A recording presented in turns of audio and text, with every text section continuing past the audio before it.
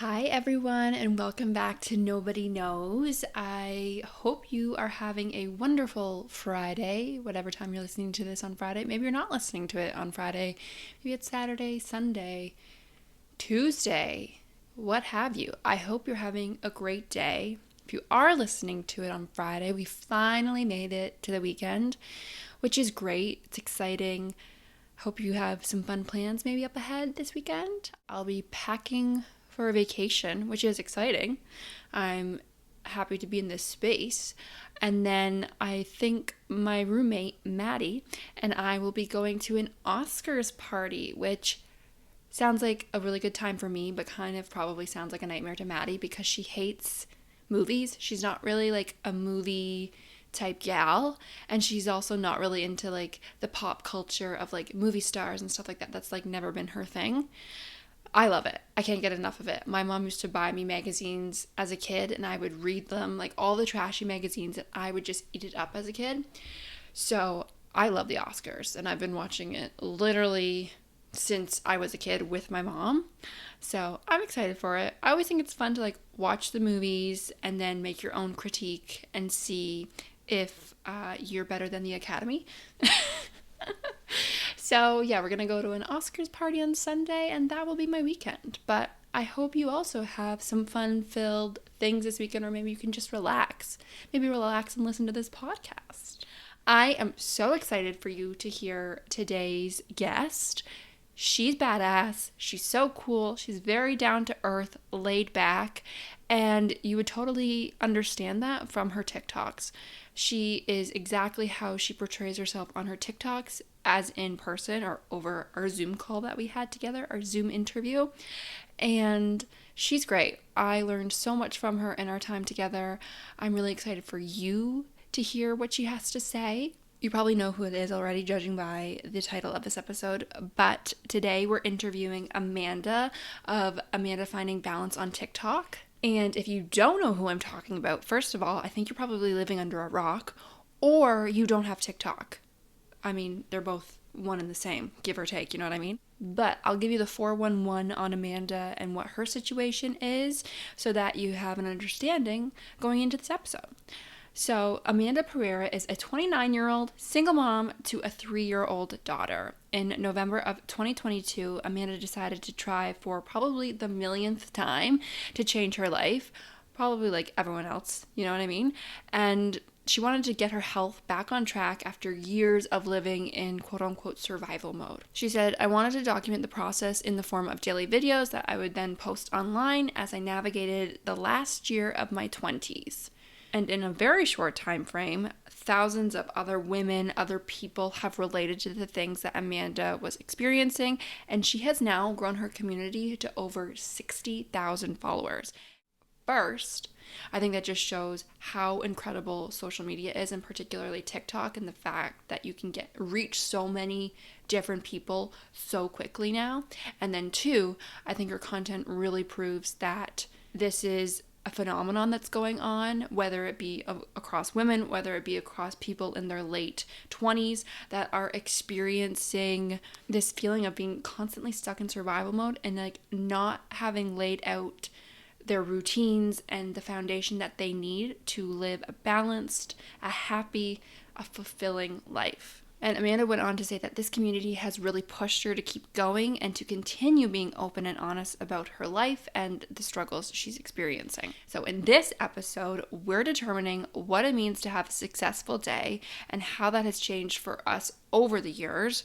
Amanda shares her top tips for those that are struggling with binge eating or struggling with some form of an eating disorder. And she notes how she imagined that she'd be this quote unquote forever sad girl, and further elaborates on how she is actually changing that narrative. So does this sound like something you're interested in? Also, I'm looking at myself in the video and like, talk about golden hour. It's a little bit much because like hard contrast from the sun here and like absolutely no light on here. But whatever, I'll take the sun. Come to me. Also a reminder, if you love watching your podcasts, I am now on YouTube. So if you want to go and listen to this on YouTube, highly recommend. Thank you so much, Amanda, for joining me today. I'm so excited to have you on Nobody Knows. I'm glad that we get to have this chat. Why don't we start off at the very beginning? So, can you share your story and what made you actively choose to change your life? Absolutely. Thank you for having me. So, yeah, my name is Amanda. I'm from Montreal, Quebec, and I've always been very into self improvement from my teenage years. I was making lists on things I wanted to change, on always trying to improve myself. I tried everything under the sun, and I've struggled a little bit. But now that I'm 29, it kind of hit me that my 30s are approaching, and I don't want to spend my 30s just trying to be better. I really felt like it was time to commit and to start making real changes and, go through all the way instead of giving up like I've done in the past. So that's when I decided that I was going to start documenting my journey the last year of my 20s, trying to get better, get my health in order, my mental health, and I wanted to document it on TikTok to maybe see if there was other women that were going through the same thing. And there Mhm. was. That's why I started posting online. Basically, that was 2 months ago, and since then I've posted every day since, and we have a nice little community. So, yeah, I'm feeling very motivated. Yeah, I think I followed you in the early stages because I, of course, can definitely relate to everything that you advocate for.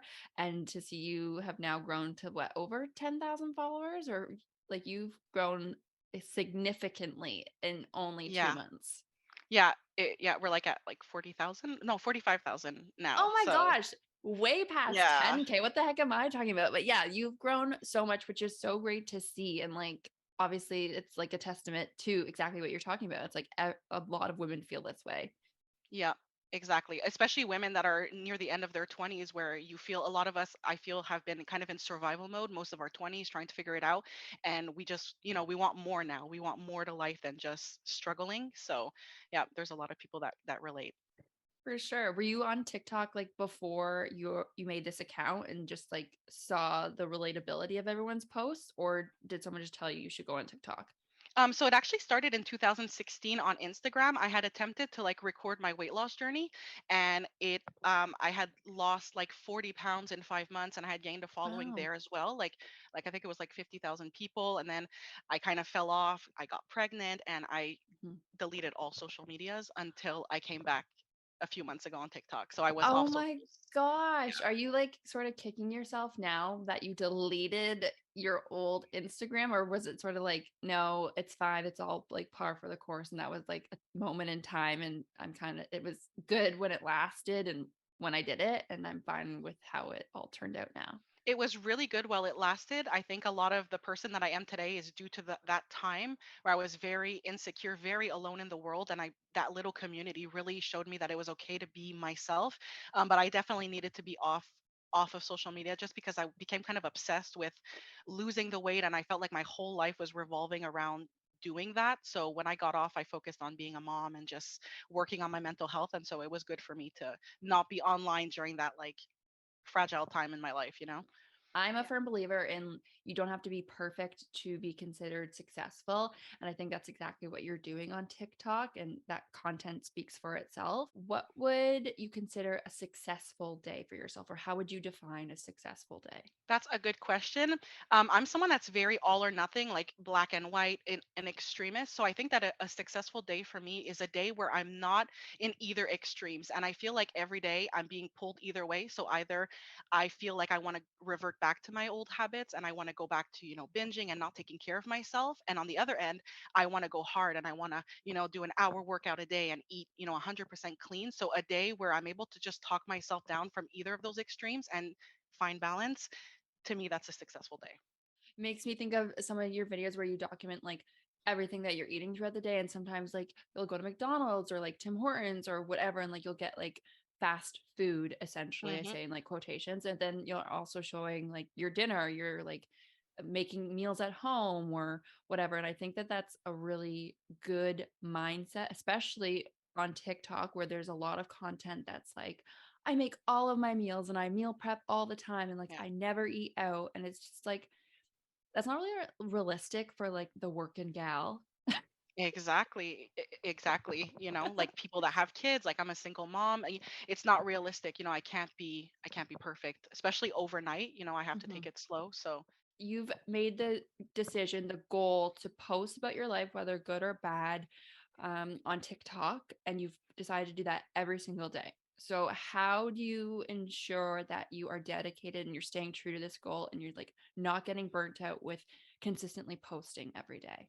Well, I've actually been making videos for years now, just for myself, for sending to my family. Like I find it's kind of like therapy for me. So I'll do like video diaries. I have some that go back all the way to 2015, where I'm just sitting down talking about things I want to change. So because I've been doing it for so long, it's a hobby to me, and I never feel like I have to post. Like I want to. I really enjoy every aspect of it. I don't know if that's gonna be like that forever, but for right Mhm. now, I feel no pressure and I look forward to documenting. So far I think I'm doing good, but if ever there was a time where I felt like I need to step back, I would definitely do that. Even though Yeah. I would love to post every day, you know, I I would probably take a break if I felt I needed it. Each video, you start off by celebrating how many days you've been binge free. Can you elaborate on these eating habits, the triggers for you, and how you define a binge? So to me, a binge is just a total lack of control around food. So a binge for me would usually what a binge for me looks like is near the end of the day, I will order a bunch of takeout, I'll order a bunch of food, and I will just sit down and I will eat until it hurts, and then I'll eat some more, and it's a total loss of control. And I was doing this on the daily for like years at a time, which was really affecting my mental health. It was affecting my health, my self-esteem. Mhm. So I count how many days I've been binge free because it helps me celebrate the little wins, just being a week binge free, 10 days binge free. It's not so much going for a goal like to be binge free Right, for the rest of my life, but I want to celebrate the effort.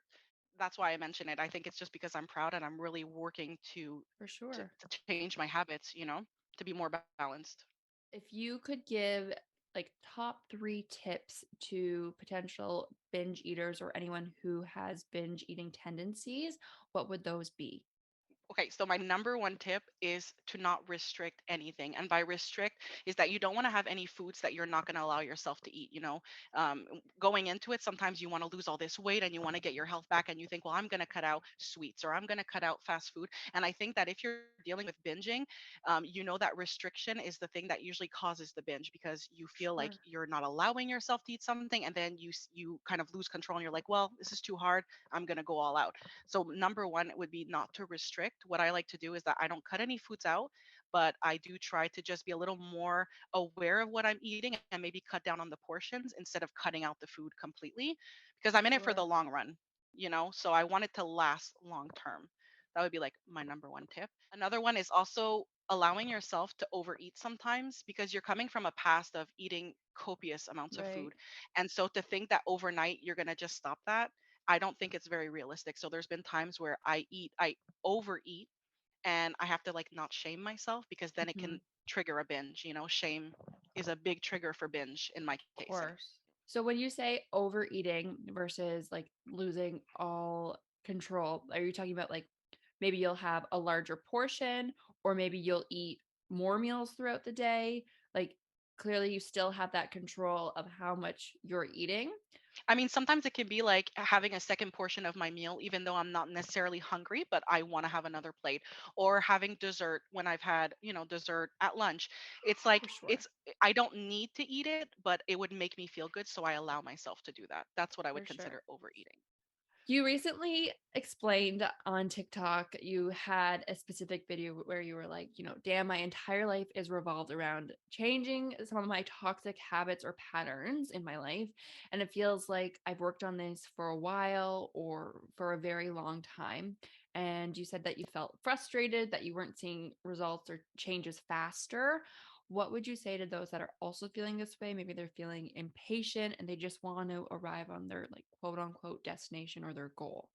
So what I like to remind myself is that I'm in it for the long run. So I want, these changes to last long term. So it's a little bit slower. And I'm also used to being more extreme in the way that I like to like attempt to change my life. So I'm used to seeing results a lot faster, but slow and steady wins the race. And I'm constantly reminding myself of this. And also, something that I noticed just this week is that sometimes you think you're blocked on something, you're really struggling with a habit. And then all of a sudden, overnight, after working at it, it just unclicks and it Hmm. suddenly becomes faster, like becomes easier. Do you know Yeah. what I mean?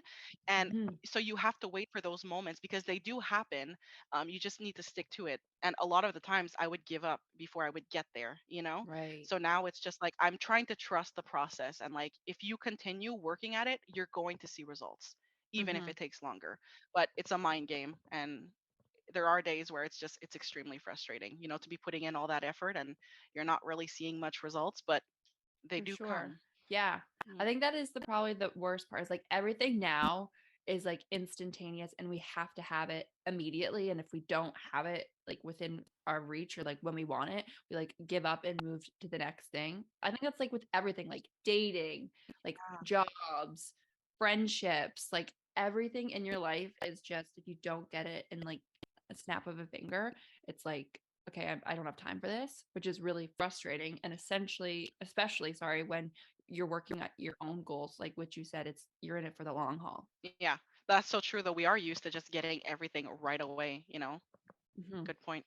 Mm. What are you currently loving in life right now? Oh, I love this question.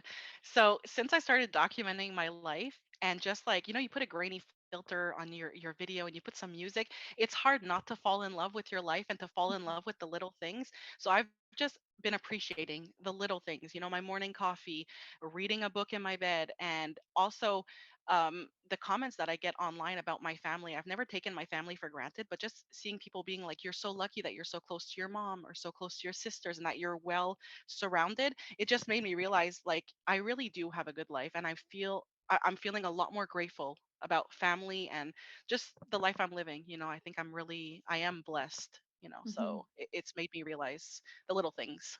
I love that. Is there a specific book that you're currently reading right now? I'm actually reading a fiction book that I read when I was a teenager because I'm having a bit of trouble getting back into reading. Mm, So because I know I liked that book, I thought it was like a safe bet, to I love maybe it. ease my way back into it. It's also so fun to read a book like way long ago or like watch a movie or have an experience of some sort of media that you've consumed when you were a child and then watch it again when you're older or experience it again when you're older. And sometimes it's a little bit of a downer and it's like, this is not how I envisioned it way back in the day. And sometimes it's like, this is exactly how it was when I was a kid, or it just is better because you watched it as a kid. That's true. Or when you watch a movie and you used to relate to the child actor and now you watch Mhm. it as an adult and now you relate to like the mom, it's like wow. Oh my God. That is me in Devil Wears Prada because I always used to relate to like Andy, like Anne Hathaway character. But then now I'm like, I totally sympathize with Meryl Streep's character because she's like Yeah. technically the villain, but like she's not the villain whatsoever. She just does her job. That's like a whole nother tangent. And there's like another side of TikTok too that like advocates for Meryl Streep's character and all that stuff. So I've I'm actually like, never seen that. oh I my should gosh, watch you it. have to watch. It's like it's probably my favorite movie of all time, besides like maybe two others, but it's a good one. If you like fashion and you love a good fashion montage and just like busting your ass in New York City, like grinding it out, it's a pretty good one. And I mean Meryl Streep's in it, so you can't Okay, really go gonna wrong. add it to my list. Gonna have to watch that. Yeah, it's a good one. Now that you're posting content daily about your life and what you're going through, I assume you sort of alluded to this with all the comments that you're receiving that everyone and their mother probably has an opinion about what you're doing and how you're doing it. So, how have you managed other people's opinions and inputs, like expectations and sometimes like negative feedback?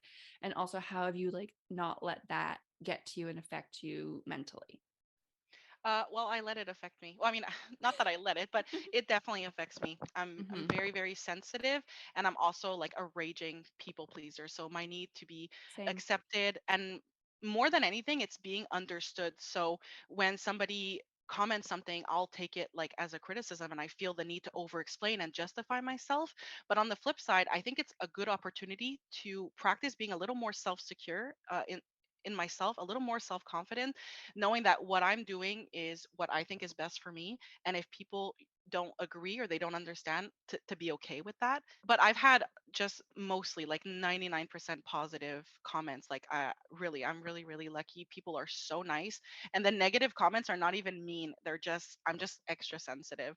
So far, we're good. If I read a bad comment, like I'm able to just kind of block it. I'll think about it a bit, but trying to remind myself, like, I'm good. I'm Mhm. doing what's best for me. Yeah, I would say the idea of women, especially as they get older, I also struggle with the fact of like being secure in myself. And I'm also a recovering people pleaser.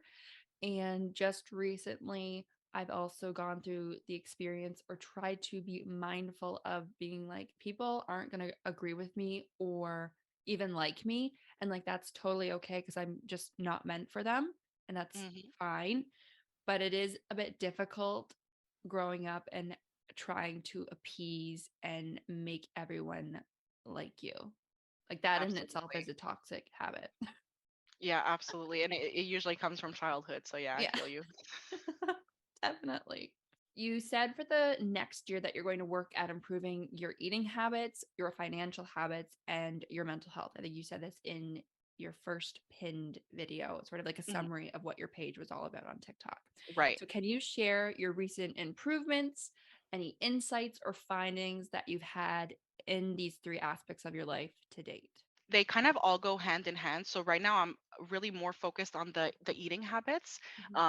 and cutting down the amount of takeout, because there was a time where I was eating takeout multiple times a day. So financially, definitely struggled because of that. Definitely went into debt because of it. It Mhm. felt like an addiction. So Right. now that I'm eating less takeout, I feel like my finances are getting better, but I'm also being proactive about tracking my finances a little better, just trying Mhm. to overall have more balance, because again, I'm an extremist. So I eat like crazy, I shop like crazy. It's all in excess. And same for the mental health. So because I'm eating better and because my finances are a little more stable, I feel like my mental health has seen a huge improvement as well. So they always go hand in hand. So when the eating goes down, well, the finances go down, mental health plummets. I feel like we're kind of the same person because I am also like an extremist, and I think I have a very addictive personality. Because I know that, I restrict myself because I don't want to like go the opposite way, because I Yeah. have been the opposite way, like the polar extreme of that. So it's really hard, I find, to like balance it as and also deal with like that shame and not like get mad at myself if I like screw up. Yeah, absolutely. And there's also that thing where you fix one aspect of your life, like, okay, so you're ordering less takeout. And in consequence, because now you have more money, well, now I'm just buying clothes every day, right? Because, Mhm. and so it's just like, I find it difficult sometimes to just Right. stay balanced. Mhm. And I'll go from, but anyway, it's a work in progress. So, In one TikTok you posted back in December, you explained healing from familial trauma. And the biggest takeaway from that video was that you never thought that you'd get over that experience and that you had always thought you would be defined and surrounded by sadness, which, first off, is just, I think that's very profound. When I watched that video, I'm not going to lie, I cried because I could definitely relate to it. It's so crazy how we're both on our phones, but like I feel like so connected to you just in you being vulnerable. And oh, you said, I don't know who I am if I'm not that sad girl. God, I'm like gonna cry right now. I'm not if gonna you cry, cry. I'm going to cry. No, I'm not gonna cry. No. But you did say, I don't know who I am if I'm not that sad girl. So, how did you get to where you are today in your healing journey? And also, how have you transitioned from being that sad girl to Amanda, who is here before us today? So, long story short, I grew up in like a super religious family. And at the age of 18, I decided that I was going to leave like the community. And when you leave, you're kind of shunned. And so I lost my family for 8 years. And like we're 8 kids, we were a very, very close family. So those 8 years were very difficult. And I think a lot of my trauma and my binging, they're all coping mechanisms for those years, right? Only recently had a bit of a realization where I was like, when I was 18 and I left home, the life I have is what I wanted more than anything. And I couldn't understand now that I have it what the problem is. Why am I still sad? And I think I had to accept that there were wounds that were there that needed to be healed, even if now I had my family back and now I had this beautiful life. And that was like a hard realization to have.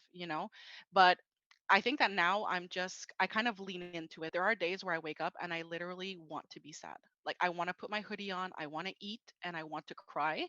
And I allow myself to do that sometimes because it comes in waves, mental health, and sometimes you just have to ride the wave. So there's days where you're going to wake up and you're going to feel depressed, and instead of trying to press that down, I try to let myself feel it, and I'm trying to find different coping mechanisms.